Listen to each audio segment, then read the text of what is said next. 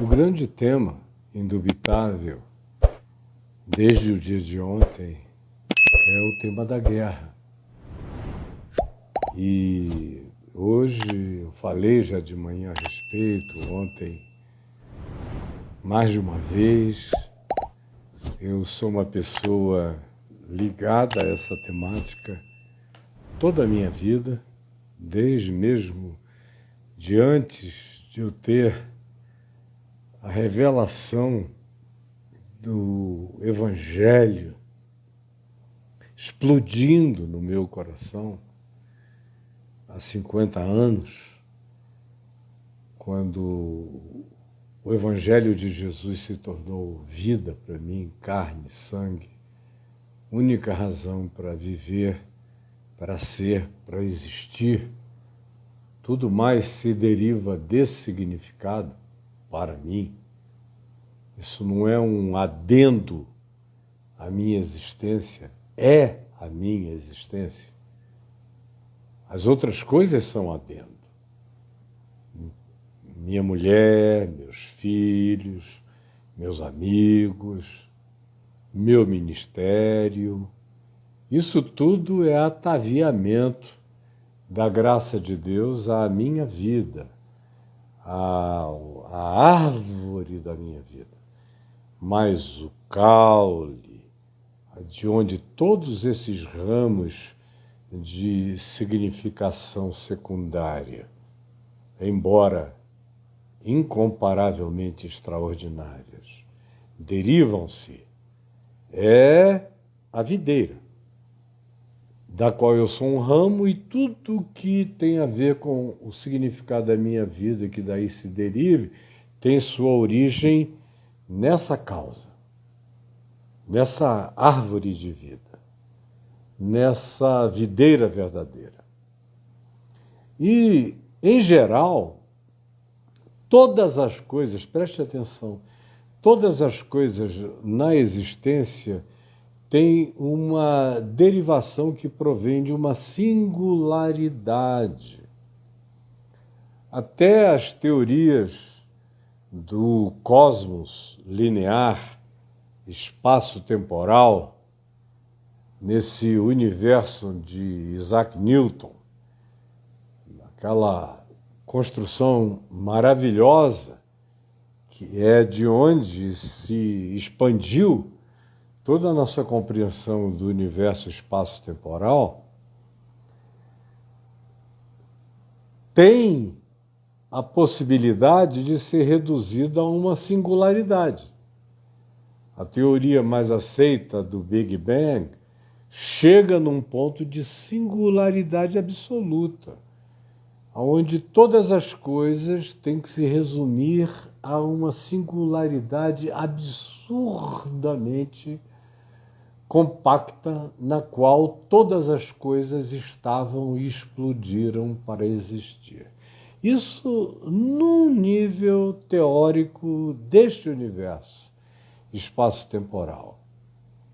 Einstein, por exemplo, passou a vida toda tentando reduzir todas as formulações de pensamento da macrofísica e depois da microfísica, onde ele entrou e dentro da qual ele se assustou, chegou ao ponto de que, penetrando em aspectos da mecânica quântica, da matéria subatômica, ele parou num determinado momento e disse: não vou entrar nessa física fantasmagórica, nessa ciência arrepiante, apavorante, que era da mecânica quântica, que era praticamente já uma metáfora da dimensão espiritual, mas pelo menos metáfora.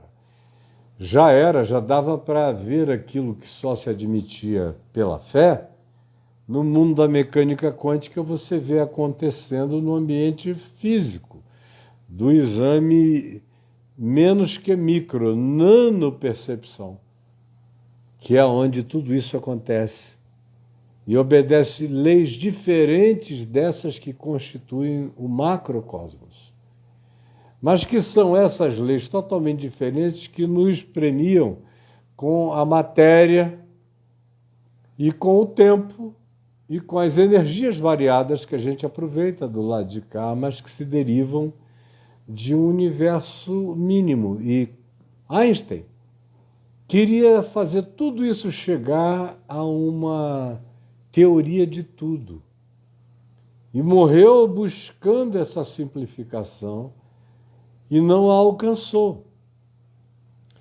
Todo ser humano sábio que já viveu na face da Terra, ao invés de complexificar as coisas, a mais profunda genialidade, tanto quanto com a melhor sabedoria, não complicam e não complexificam nada, elas simplificam. Como Jesus, que disse a Marta, irmã de Maria e Lázaro, lá em Lucas, no capítulo 10, Marta agitada, ocupada, mil coisas, a Marta das mil coisas, zangada com sua irmã Maria, porque estava assentada, parada, fisicamente inerte, aos pés de Jesus, embevecido, ouvindo a sabedoria eterna que lhe brotava dos lábios. E Marta preocupada em fazer uma comida que agradasse a Deus, em fazer bolinhos que fossem gostosos para Deus gostar, em Cristo, para agradar Jesus, que ela tinha certeza que era aquele que podia até mesmo ressuscitar mortos. Como ela veio a dizer lá em João 11, se tu estiveras aqui, Senhor, o meu irmão não teria morrido, mas eu sei que mesmo agora, depois dele morto há 4 dias, tudo que pedires ao Pai, o Pai te concederá. Então, essa é a mulher desse agito. Em contrapartida, a irmã quieta, sentada, bebendo, perplexa, embevecida, mesmerized, atônita, aos pés de Jesus. E ela repreende a irmã, e antes de repreender a irmã, ela repreende ao Senhor Jesus. E diz, tu não te importas, mestre, que eu me esforce aqui sozinha, enquanto a minha irmã fica sentada aí, só te ouvindo? E Jesus diz a ela, Marta, Marta, tu te agitas, te preocupas e te inquietas por muitas coisas. Pouco é necessário, ou mesmo uma só coisa. Maria escolheu a boa parte, e esta não lhe será tirada. Aí você pergunta, o teu tema aqui, que já está posto, é sobre a fonte das guerras. O que essa introdução tem a ver com a promessa da descrição do vídeo? Tudo. Porque nós, em geral, e esses dias eu tenho lido todos os comentários, ou quase todos, e respondido a muitos comentários, a gente vê que quanto menos inteligente a pessoa é, ou culta a pessoa seja, ou perceptiva, ou adiantada cognitivamente ela seja, quanto menos seja, mais complica, mais inventa história, mais apela para teorias da conspiração, mais traz vetores de todos os lados. E é óbvio que quando a gente está examinando um embate como o atual entre o grupo terrorista Hamas contra a população civil de Israel, não é contra o Estado de Israel, nem contra o governo de Israel necessariamente. Eles tornaram esse embate um embate contra a população de Israel. Eles não tinham alvo definido. Era quem interessar possa. Não tinha um serviço de inteligência para dizer, nesse prédio aqui estão 50% das mentes mais brilhantes da inteligência judaica, vamos acabar com ele. Ou não tinha nada da ordem de um xadrez normal, de uma tentativa de eliminação cirúrgica de um inimigo numa situação de confronto bélico ou militar. Não. Era invade e mata todo mundo, é chacina. Chacina do povo de Israel feita pelo grupo terrorista do Hamas. Então, o tema tópico é simples desse. Agora, é claro que quando você começa a avaliar a história, e para uma pessoa como eu, essa é uma história que tem as suas raízes há 4.000 anos atrás.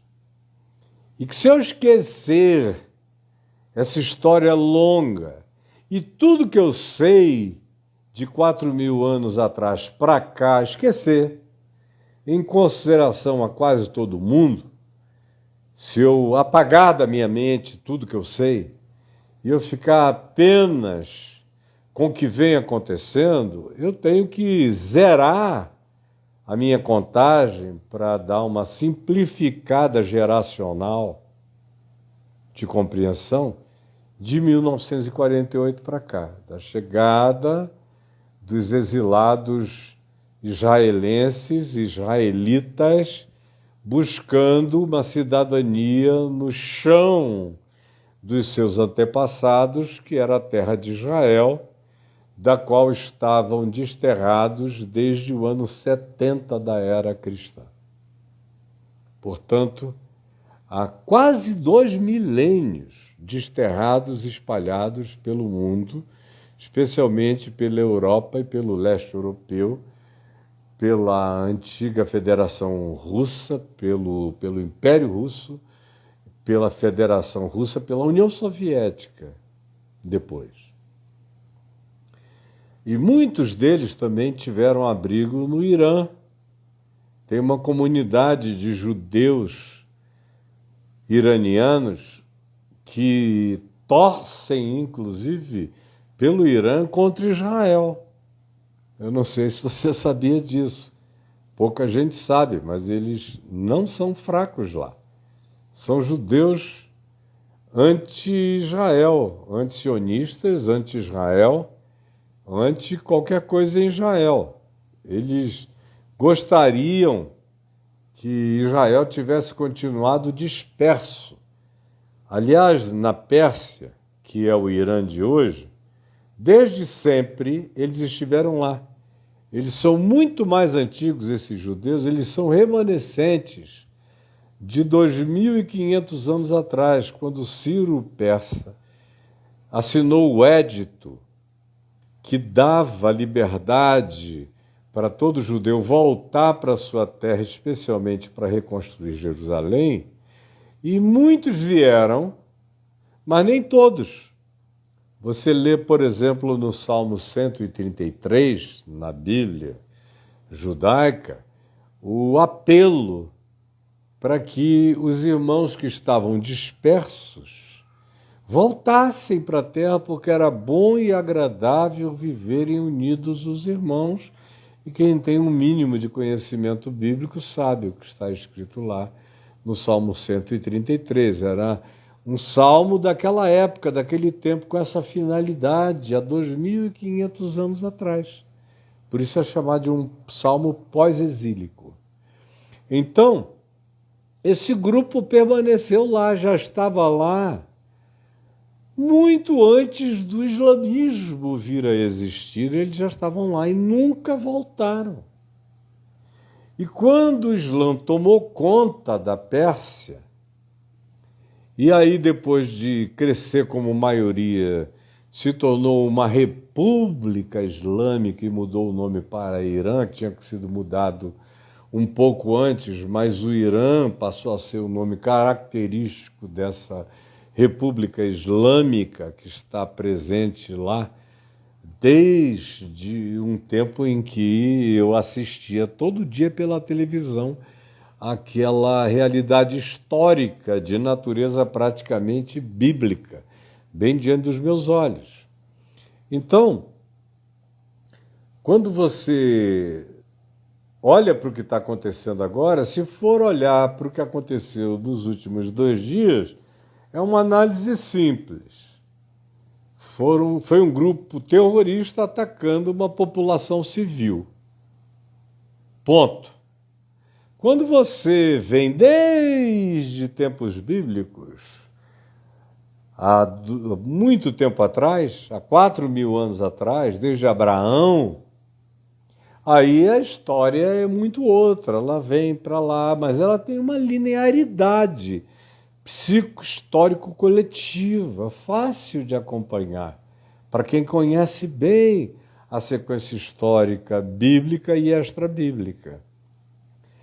Aí, se isso for complexo demais, você pega e tenta reduzir para quem não tem paciência para nada, para alguma coisa como eu tenho feito. O primeiro vídeo eu comecei há 4.000 anos atrás, no segundo eu já comecei de 1948 para cá. Depois da volta por causa do Holocausto, os israelitas procuravam um lugar de volta na terra de Israel, originalmente de Israel, nos últimos 4.000 anos. Antes de Josué entrar na terra e desbancar os heveus, os jebuseus, os cananeus e todos aqueles povos, incluindo os filisteus, que moravam em 5 cidades, dentre as quais Gaza. E aí tem uma quantidade enorme de histórias que eu tenho que guardar para mim ou para poucas pessoas, porque você não está nem aí na maioria das vezes. Eu me sinto jogando conversa fora. Então, fazendo uma hiper-redução, você ainda assim vê as idas e vindas, as tentativas, como é que foram, como antes dos israelitas chegarem em 48, a população palestina com os judeus habitavam relativamente em paz depois das cruzadas, quando os cristãos saíram da parada, porque as cruzadas não foi um conflito entre judeus e palestinos. Era um conflito entre o cristianismo e o islamismo, sob o pretexto de tomar Jerusalém de volta para os cristãos. E era um pretexto papal, porque eles estavam querendo era garantir fidelidade e dízimo de nações europeias para finalizar alguns dos projetos, dentre os quais a construção da Basílica de São Pedro. Então, começar a Basílica e a juntar dinheiro e juntar principados e reinos em torno de uma causa católica desvanecente já à época e por volta do ano 1000, 1100. Então, as cruzadas foram perfeitas para dizer, olha lá um balão em Jerusalém, e todo mundo correr para lá. E dá no que deu. Mas os judeus e os muçulmanos viviam bem. Eu não sei se você sabia, mas todos os profetas e patriarcas judeus da Bíblia judaica eram hiper, super venerados por aqueles que eram os discípulos de Maomé, porque o Alcorão fala muito bem deles e diz que é para serem venerados. Inclusive Maria e, pasme, Jesus é a figura mais exaltada, a figura humana mais exaltada no Alcorão, que é a Bíblia islâmica, mais do que Maomé. Ele é exaltado, as alusões a ele são messiânicas.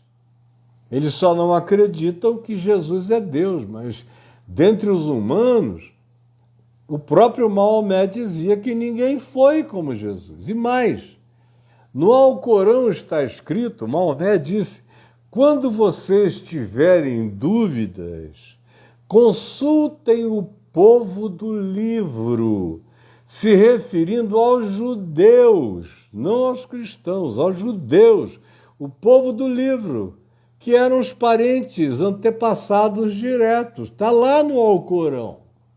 Eu já o li 4 vezes e gosto de pesquisá-lo.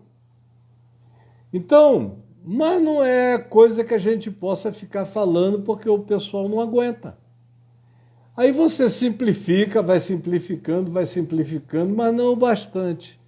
Agora, eu quero fazer a mais radical de todas as simplificações sobre o significado da guerra.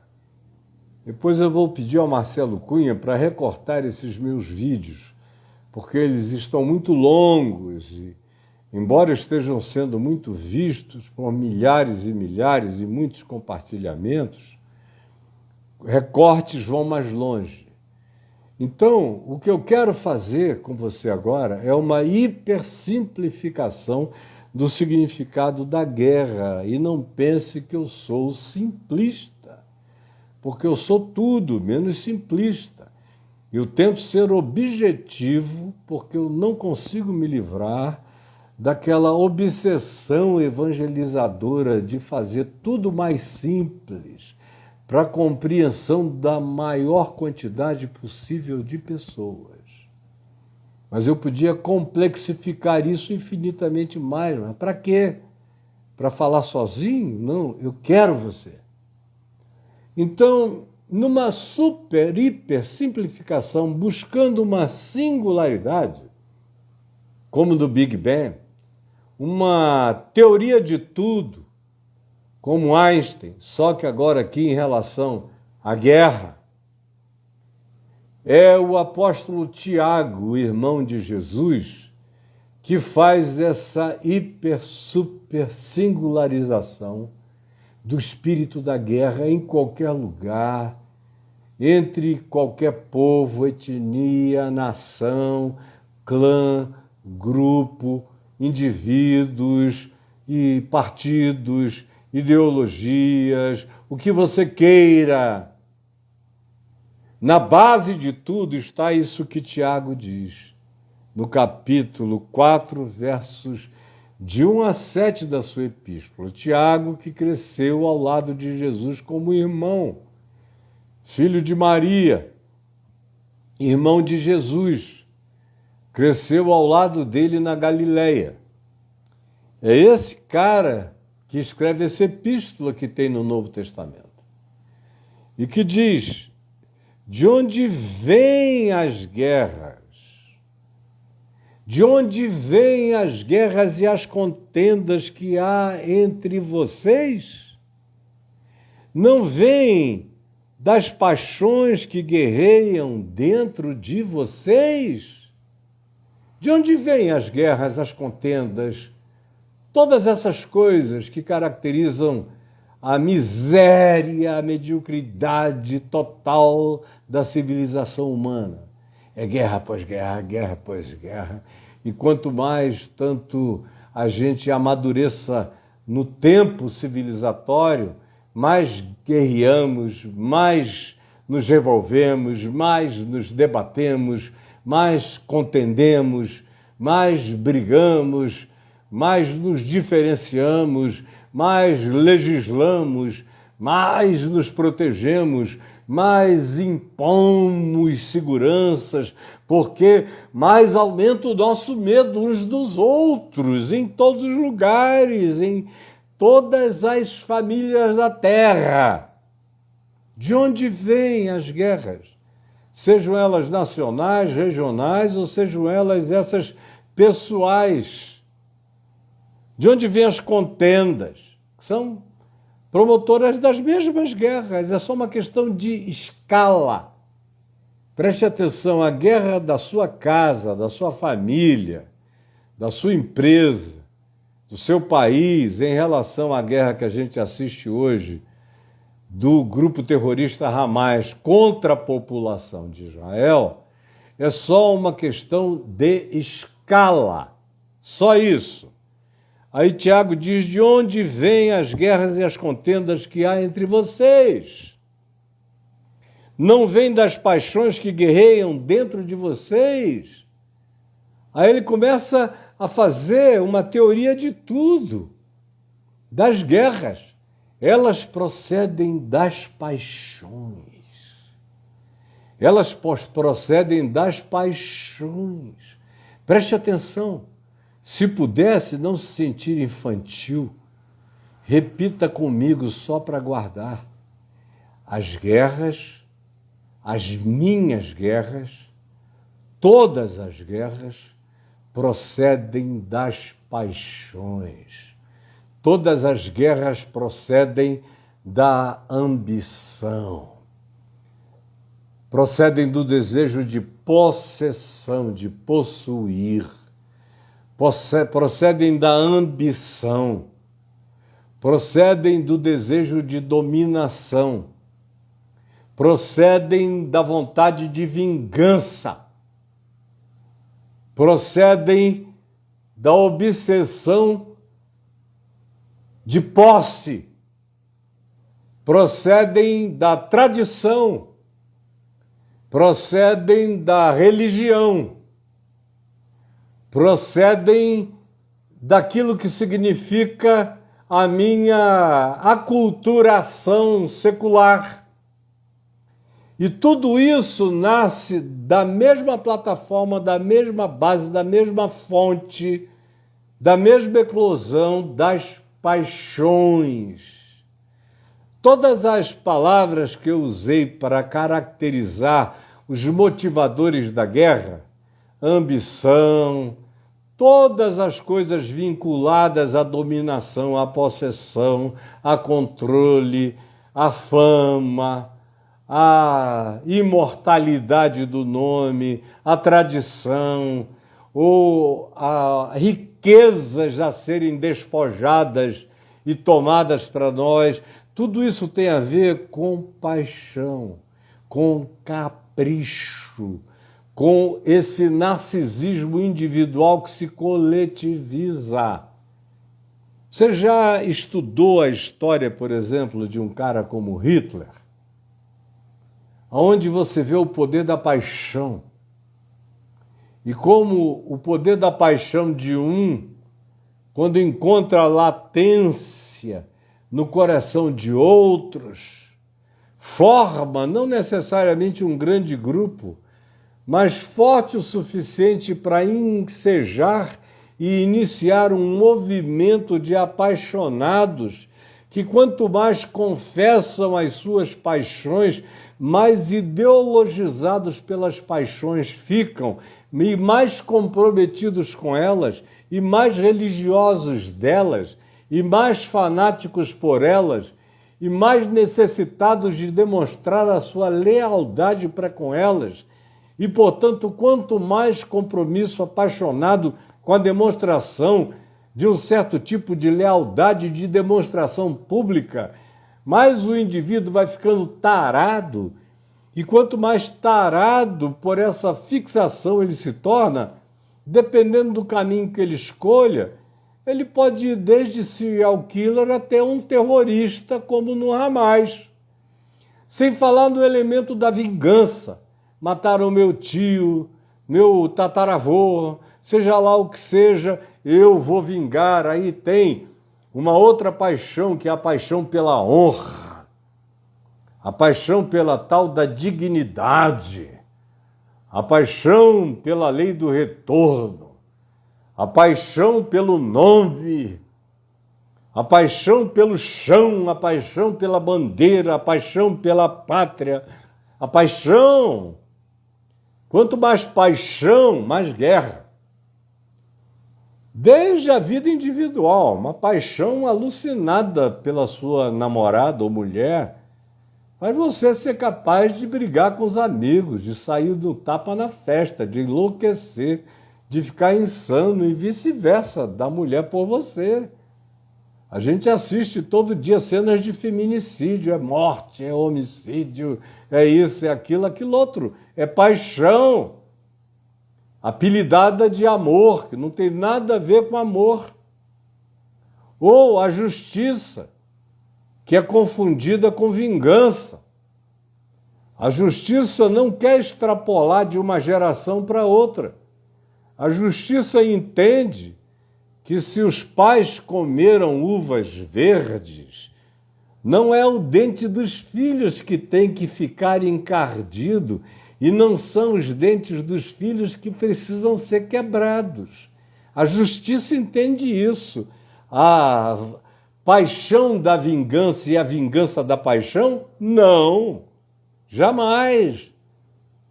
Então, o diagnóstico de Tiago, que cresceu ao lado de Jesus, irmão de Jesus, por Maria, faz essa pergunta. Ele chega à teoria de tudo, do ponto de vista das guerras, das contendas, e diz de onde vem, de onde nascem. Nascem das paixões que guerreiam. A guerra já está dentro de nós.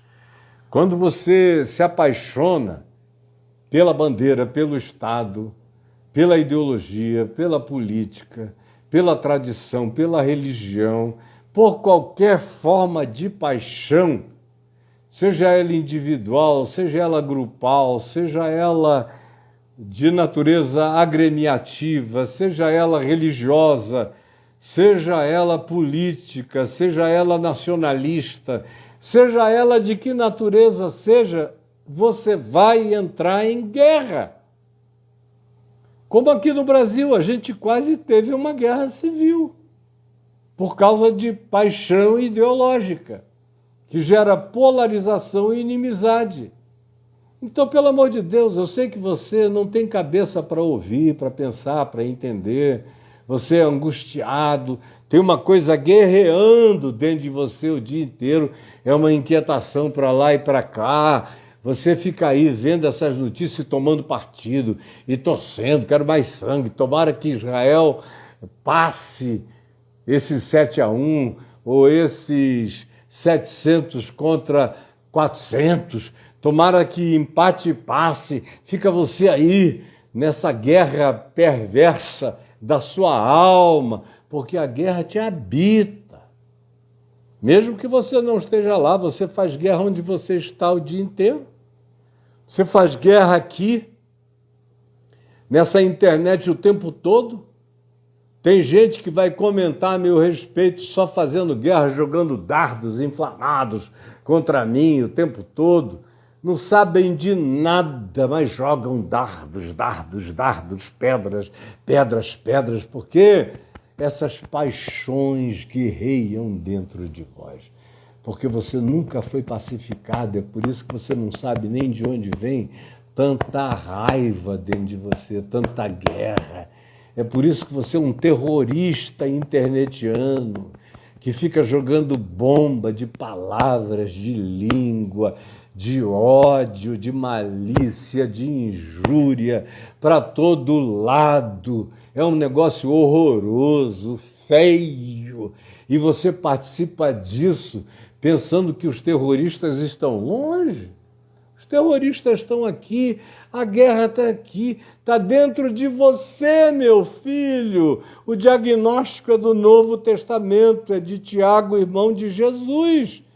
Sim, vocês cobiçam, mas não têm nada. Matam e invejam, mas não conseguem obter o que desejam. Vocês vivem a lutar e fazer guerra e a competir. Não têm, porque não pedem. E quando pedem, quando oram, não recebem, porque pedem por motivos errados, interesseiros, egóticos. para usar nos prazeres, nos poderes, nas famas, nos sucessos de vocês. Adúlteros é a palavra usada para esse tipo de gente. É a palavra que Tiago usa. Adúlteros espiritualmente, adúlteros. Vocês não sabem que a amizade com os princípios do mundo, dos coaches que ficam torcendo pela guerra, é inimizade contra Deus? Vocês não sabem disso até hoje. Portanto, quem quer que quer ser amigo do mundo e dos princípios do mundo, como eu vi um coach de muitos hoje dizendo, prestem atenção no Elon Musk, peguem os códigos que ele diz para vocês aprenderem a ficar ricos. Já pensou? Quem quer ser amigo do mundo faz-se inimigo de Deus, vocês não sabem disso? Ou vocês acham que é sem razão que a Escritura diz que o Espírito Santo, que Deus faz habitar em nós, tem fortes ciúmes de nós? Quando o nosso coração se desvia, o desvio é esse. É um desvio de princípios, é um desvio de cognitividade, é um desvio de entendimento, de percepção. Mas Ele nos concede graça, por misericórdia. Por isso é que a Escritura continua a dizer, Deus se opõe aos orgulhosos, aos cobiçosos, aos arrogantes, mas concede graça aos humildes. Portanto, submetam-se a Deus e resistam ao diabo, e ele fugirá de vós. Resistam ao diabo. Essa palavra que eu disse dava para salvar o mundo inteiro. Dava para salvar o mundo inteiro. Porque ela é verdadeira, ela é fiel, ela é inquestionável e ela é poderosa. Daria para salvar o mundo inteiro. Mas a começar de você, eu pergunto, você quer? Quem quer? Quem quer? A maioria não quer. E aí vivem em guerra. Expressam a sua guerra o dia inteiro. Começa dentro de casa com sua mulher, com seus filhos e vai embora. E na hora de comentar o conflito entre terroristas atacando a população de um outro país, terroristas do Hamas, eu não vou nem dizer terroristas palestinos, porque no Hamas tem gente que nem palestina é. Terroristas do Hamas atacando a população de Israel, você fica mostrando a sua guerra. E eu aqui que leio os comentários fico vendo o estado de guerra, de não pacificação na qual vocês vivem. Hoje de manhã eu estava conversando com o Alok, o DJ cujo pai está lá em Israel, e a gente tem trocado bastante, conversado, e ele estava dizendo, é impressionante como a internet, eu entro lá e fico com a minha alma toda arrebentada, porque Deus me deu um coração sensível, e eu fico vendo a loucura, a insanidade para todo lado, dá uma tristeza que eu só consigo, às vezes, me comover e derramar lágrimas de ver tanta ignorância. Como alguém aqui, eu estou falando uma coisa tão séria, aí alguém chega numa idiotice, é o tal de Ed M. Leão. Ed M. Leão, quem é você, Ed M. Leão? Escreve aqui, olha, desculpa, Ed M. Leão, você pediu, e eu te darei na dose do que você escreveu. Ed M. Leão, Lula 13, Lula 13, Lula 13, Lula 13, Lula 13, Lula 13, Lula 13, Lula 13, e muito mais é o tamanho da recorrência, da sua loucura, da sua repetição, da sua tara, da sua obsessão, do seu ódio, da sua polarização, da sua raiva, seja lá do que seja, que você nem sabe o que é, porque você não sabe nem quem você próprio seja. É de leão. É de leão, é de hiena, filho. É de hiena, muda teu nome aqui na internet, é de hiena, porque os leões não merecem essa identificação com você. Ou bota para Ed M peçonha, Ed M víbora, Ed M qualquer coisa que caracterize melhor a guerra que existe em você. E que Deus tenha misericórdia de ti, Ed M whatever, sei lá o que é.